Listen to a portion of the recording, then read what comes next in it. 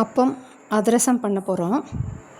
பச்சரிசியை ஊற வச்சு கொஞ்சம் நன்னா அரை மணி நேரம் 1 மணி நேரமே ஊற வச்சுக்கலாம்.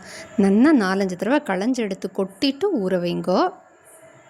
ஊற வச்சுட்டு நல்லா ஒட்ட தண்ணியை வடித்து நீங்கள் அவாவா சௌரியம் துணியில் பரத்தி வச்சாலும் சரி, இல்லை நல்லா ஒட்ட தண்ணியை வடிச்சுட்டு மூடி வச்சாலும் சரி. நீ சொல்லித்தர முறையே சரியில்லை.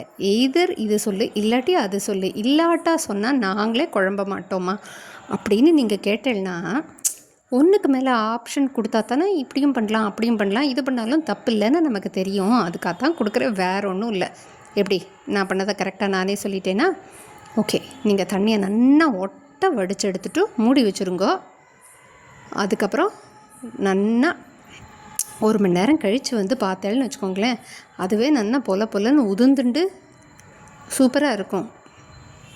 மூடி வச்சுருங்க. பேசாமல் தட்டை போட்டு பார்த்தீங்களா எவ்வளோ உதிராக தெரியுறது பார்த்தீங்களா? அரிசி ஊற வச்ச அரிசி மாதிரியே இல்லை, வெறும் அரிசி மாதிரி இருக்குது. நன்னா இதை நன்னா போட்டு மிக்சியில் அரைச்சிடணும், பொடி பண்ணிக்கணும். பொடி பண்ணிவிட்டு மரியாதையாக சலிச்சு எடுத்துக்கோங்க. என்ன மாதிரி பண்ணலைன்னா அப்புறம் கொஞ்சம் கஷ்டமாக இருக்கும். நல்லா சலிச்சு எடுத்துக்கோங்க. திருப்பி கப்பியை உள்ளே போட்டு அரைச்சி பண்ணிக்கலாம். வெல்லம் சரிக்கு சரியா எவ்வளோ அரிசி எடுத்துக்கிறீங்களோ அதே அளவு நல்லா கல்லை கரையை விட்டு பார்த்தீங்களா பொடி பண்ணி வச்சுட்டாச்சு பாருங்க. கொஞ்சம் ஏலக்காய் பொடி, நெய், இது ரெண்டுமே அவாவா மனசு போல் கொஞ்சம் தாராளமாக போட்டுக்கிறதா போட்டுக்கலாம். வெல்லம் இந்த மீன் டைம் கரைஞ்சி வந்துருத்து. இதை கல் போக நம்ம அப்படியே வடிகட்டிக்கிறோம். ஏன் வடிகட்டக்கூடாதா? வடிகட்டி யூஸ் பண்ணக்கூடாதுன்னா பிளாஸ்டிக் இருக்கும், அது இருக்கும். ஸோ இப்படியே பண்ணோம்னா கொஞ்சம் மெதுவாக விட்டோம்னா கல்லெல்லாம் ரீட்டைன் ஆகிடும். இப்படியே விட்டுன்றலாம். பாருங்க, அடியில் மண் இருக்குது பாருங்க, போட்டுக்கோங்க.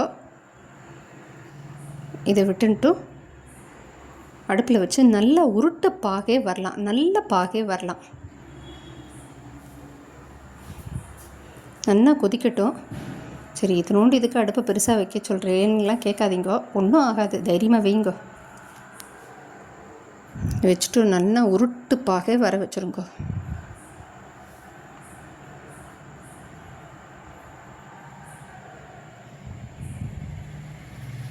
இந்த மாதிரி பக்கத்தில் இருக்கிற ஜலத்தை எடுத்து ஒரு சொட்டு விட்டுன்ட்டு இந்த மாதிரி எடுத்தேன்னா கரெக்டாக உருட்டுற மாதிரி வந்ததுன்னா உருட்டுப்பாகு, கொஞ்சம் லேசாக தட்டை மாதிரி வந்ததுன்னா தட்டைப்பாகு. அந்தந்த இதுக்கு கன்சிஸ்டன்சிக்கு எது வேணுமோ இது பண்ணிக்கலாம். நமக்கு இதுக்கு உருட்டுப்பாகு இருந்தால் நல்லாயிருக்கும். உருட்டி எடுத்துட்டேன்னா உருட்டுப்பாகுக்கான விளக்கத்துக்கு சரிதானா?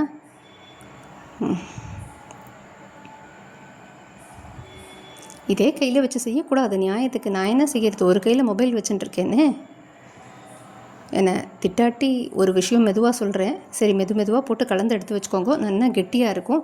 இன்னொரு ஸ்பூன் நெய்யை வேணால் விட்டு நல்லா கலந்து எடுத்து வச்சுக்கோங்க. மறுநாள் நீங்கள் தட்டினா போகிறோம். அன்றைக்கே தட்டணுங்கிற அவசியம் இல்லை. ஒரு 2-3 மணி நேரம் கேப் விட்டு கூட நீங்கள் பண்ணலாம். நான் பொரிச்சு எடுக்கும்போது யாரோ எடுத்துட்டாமா, அதனால் இதை மட்டும்தான் காட்ட முடிஞ்சது. சாரி.